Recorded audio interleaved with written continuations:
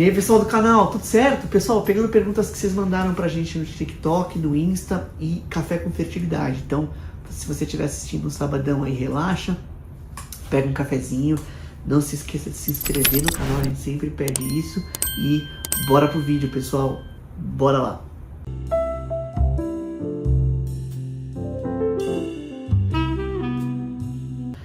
Pessoal, a Milena mandou o seguinte: doutor, meus seios estão com muitas veias aparentes, isso é normal? Observação, não tinha, começou dias depois da última. Deixa eu ver se eu apaguei alguma coisa aqui. Da última não, ela não colocou mais nada. Legal. Pessoal, então o que são veias? Ela não falou se ela tá grávida, mas bem provavelmente ela tá grávida. E essas veias que aparecem na gestação são causadas por uma coisa chamada de inibição gravídica. A grávida, ela recebe um aporte de volume de sangue maior, isso faz com que as veias podem aparecer um pouquinho mais na mama. Isso a gente chama de rede de Haller, tem até um nome. Isso é fisiológico, isso é super comum, tá bom? Se ela não tiver grávida, o que são essas veias na mama? Se ela tiver qualquer variação hormonal que faça com que a mama possa crescer um pouquinho mais, isso pode ser comum, ou o uso de hormônio também, mas é bem importante que às vezes são varizes ou veias dilatadas que podem aparecer no resto do corpo também, como na perna, por exemplo. A drenagem da mama pode estar prejudicada por algum motivo. Ela não falou aqui se ela fez alguma cirurgia ou não, se ela teve aumento de volume mamário, se ela está usando algum contraceptivo, mas basicamente o aparecimento dessas veias estão relacionadas à gestação, que é a rede de Haller, e se não for o uso de hormônio, que é uma coisa que mimetiza muito, né? Ali a gestação também e essas outras alterações que são possíveis. Se ela teve algum trauma na mama, tem algumas outras causas, beleza?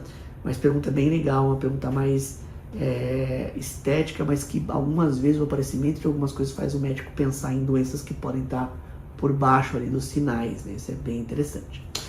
Vamos lá, vamos para a segunda pergunta de hoje. A Letícia Silvia perguntou o seguinte: doutor, é normal não ver nada com 5 semanas e 2 dias de gestação? Apenas o saco gestacional, tô aflita. Letícia, essa pergunta eu acho assim, quase não tem ninguém que não fica aflita no comecinho da gestação. Tem várias coisas que os médicos falam um pouquinho sobre esse início. Como a gente tem muito acesso ao ultrassom, o ultrassom ficou uma coisa muito rápida e barata, né? Ele até dentro do convênio algumas vezes, a paciente faz os ultrassons precocemente. Então algumas informações que a gente não precisaria ter, entre aspas, a gente acaba tendo, porque os ultrassons são feitos muito no comecinho. Então a primeira resposta é sim, é normal. Ela não descreveu aqui se ela viu só o saco, se ela não viu vesícula vitelínica, mas o que a gente faz do ponto de vista médico? A gente sabe que cada estrutura vai começar em cada tempo de ultrassom. Então com 5 semanas o que aparece, com 6 semanas o que aparece, com 7 semanas o que aparece. A gente não sabe exatamente o meio dessas semanas, né? 5 semanas e 3 dias, 5 semanas e 4 dias. O que deveria aparecer. Então, nesse caso, 5 semanas, o que a gente tem que ver? A gente tem que ver o saco gestacional e a gente já começa a ver a vesícula vitelínica, que é aquela parte externa que ainda não é embrião. É muito normal não ver embrião, na verdade não deveria ver nessa fase mesmo, e não dá para ver batimento também, que vai aparecer um pouco mais para frente, na 7ª semana. Então a gente sempre fala saco gestacional na 5ª, embrião na 6ª e batimento na 7ª semana, mas isso não é uma regra, principalmente se as semanas estiverem quebradas no meio. O segundo ponto importante nessa pergunta é realmente saber se a data está correta. Às vezes você ovulou 4, 5, 6 dias depois, você está com 4 semanas e 2 dias de gestação, quase com 5. Então o saco gestacional realmente é muito pequeno nessa fase, não dá para ver nada. Isso é totalmente normal. E a última coisa grande parte desses ultrassons feitos no começo não tem muita conduta, a gente não muda muito o remédio, o que fortifica mais a necessidade de trazer mais aflição para quem está fazendo ultrassom do que mudar a conduta médica. Então o ultrassom não vai evitar que a paciente vai perder a gestação. Então a discussão acadêmica é se deve ser feito esse ultrassom ou não, com que frequência deve ser feito, porque isso vai causar mais ansiedade do que benefício médico. Agora, eu também sou ser humano, né? Em 2023, eu sei quanta informação rápida a gente tem, eu também fico aflito com algumas coisas, mas grande parte das informações biológicas, elas devem acontecer em período adequado, e a gente está com dificuldade de esperar, né? Eu vejo os meus filhos, por exemplo, em restaurante, às vezes não conseguem ficar 5 minutos esperando um prato.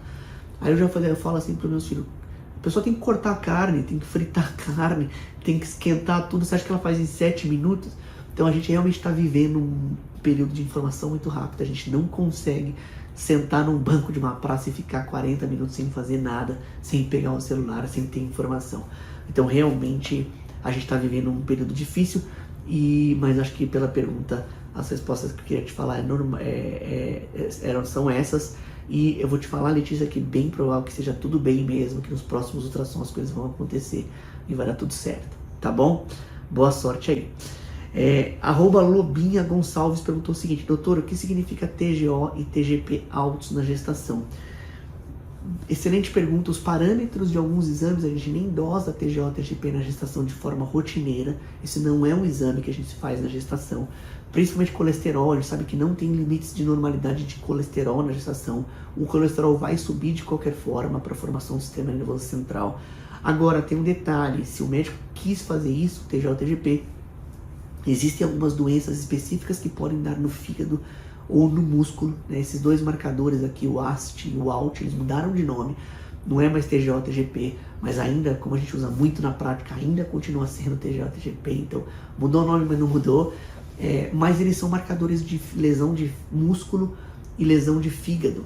E existe uma síndrome muito grave na gestação que chama síndrome HELP, que basicamente tem uma repercussão hepática que pode aumentar muito o TGO, TGP, aumenta muito DHL, aumenta muito a bilirrubina. Então essa síndrome de insuficiência hepática fulminante, síndrome HELP, por exemplo, que está ligada à hemólise, aumento das enzimas hepáticas, são bem graves na gestação. Então se você tiver basicamente prurido, se você tiver ou não aumento de pressão, se você tiver nesta síndrome de insuficiência do fígado, é bem grave e é uma das indicações de interrupção da gestação. Então tem que realmente acompanhar por que estão alto e quão alto eles estão e se as outras coisas também estão altas. Uma outra coisa que a gente consegue lembrar rapidamente são as lesões de músculo por atleta. Então se você é atleta, por exemplo, se você correu ontem e foi fazer o exame hoje de manhã, você realmente vai ter o TGO, TGP um pouco aumentado. E o importante é saber qual dos dois também está mais aumentado, se o TGO está mais aumentado do que o TGP ou vice-versa, porque a gente consegue saber a origem, né? Um é mais do músculo, outro é mais do fígado, e a gente consegue pesquisar essas causas isoladamente, tá bom? O que eu respondo nessas perguntas basicamente é o raciocínio médico padrão. A gente tem um exame, a gente tem um quadro clínico, a gente tem um exame alterado e a gente descobre ali, na verdade a gente já sabe quais são as principais causas para cada curso desse alterado. E é assim que funciona o raciocínio médico no geral. Os melhores médicos são médicos que lembram mais de cada uma dessas causas isoladamente por cada exame. E só tem uma forma de fazer isso, que é continuar lendo, estudando o tempo inteiro para você lembrar de todas essas coisas. Beleza?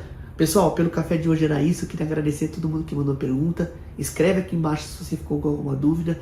Queria pedir uma ajuda para vocês se inscreverem no canal e eu vejo vocês aí nos próximos cafés. Bom cafezinho, bom final de semana. Fica com a família. Um abraço, até!